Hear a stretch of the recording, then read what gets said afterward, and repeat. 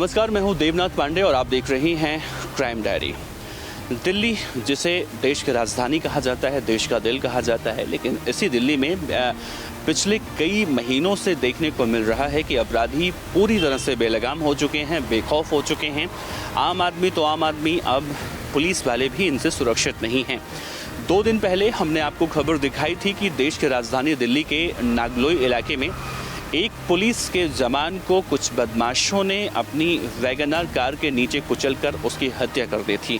इस पूरे मामले में अब बहुत बड़ी और चौंकाने वाली जानकारी निकलकर सामने आई है, जिसके बाद अब हर किसी के मन में यही सवाल उठ रहा है कि अगर राजधानी दिल्ली में पुलिस वाले सुरक्षित नहीं हैं, तो सोचिए अगर आम लोग किसी दिन बदमाशों से किसी भी तरह से भिड़ते हैं या कोई जवाब देते हैं या किसी भी तरह से उनकी बहस होती है, तो बदमाश आम लोगों के साथ क्या कुछ कर सकते हैं, इसका अंदाज़ा इस खबर को सुनकर आप लगा सकते हैं।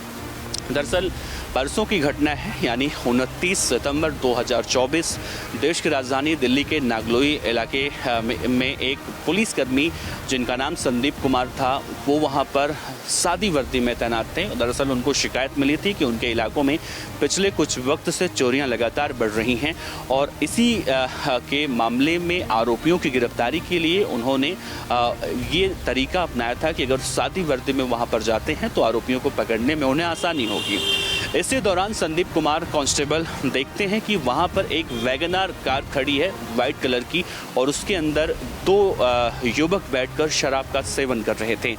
हालांकि जब वहाँ पर जाते हैं, निरीक्षण करते हैं, तो मालूम चलता है कि वो उन्हें जानते हैं जो वैगनर कार के अंदर मौजूद थे, तो उन्हें सलाह देते हैं कि इस तरह से शराब पीना सार्वजनिक जगहों पर सही नहीं है। जिसके बाद में अब आरोपियों के द्वारा खुलासा किया गया है कि आरोपी जो मुख्य आरोपी है, जो कार की ड्राइविंग सीट पर बैठा हुआ था, उसने कहा कि ये समझाना तुम्हारा काम नहीं है और तुम मुझे मत समझाओ। जिसके बाद में पुलिस के उस जवान यानी कांस्टेबल संदीप कुमार उन्हें थाने ले जाने की बात करते हैं। जिसके बाद दोनों आरोपियों को इतना ज़्यादा गुस्सा आ जाता है कि उन दोनों आरोपियों ने अपनी गाड़ी बहुत तेज़ी से आगे बढ़ा दी। जिसके बाद जब संदीप कुमार ने उन्हें अपनी स्कूटी से रोकने का इशारा किया, ओवरटेक करके उन्हें रोकना चाहा, तो इसी दौरान दूसरे साथी यानी जो ड्राइवर के बगल वाली सीट पर बैठा था, जिसका नाम रजनीश बताया जा रहा है, उसने कहा गाड़ी इसके ऊपर चढ़ा देते हैं। जिसके बाद कांस्टेबल संदीप कुमार की मौत हो जाती है। और इतना ही नहीं, आरोपी रजनीश के मुताबिक जो पूछताछ में जानकारी निकलकर सामने आ रही है, उसमें वो ये दावा कर रहा है कि एक बार नहीं, 2 बार नहीं, बल्कि कई बार आरोपियों ने संदीप कुमार के ऊपर गाड़ी चढ़ाई ताकि उनकी हत्या कर सकें। हालांकि इसके बाद जब पुलिस की और टीमें वहां पर मौके वारदात पर पहुंची, तो आरोपियों ने गाड़ी को वहीं छोड़कर भागने की कोशिश की, जिसमें धर्मेंद्र नाम का आरोपी जो कार की ड्राइविंग सीट पर था, वो भागने में कामयाब हो जाता है। लेकिन रजनीश को पुलिस पकड़ लेती है और अब पुलिस जब उससे पूछताछ कर रही है तो कई चौंकाने वाले खुलासे कर रहा है।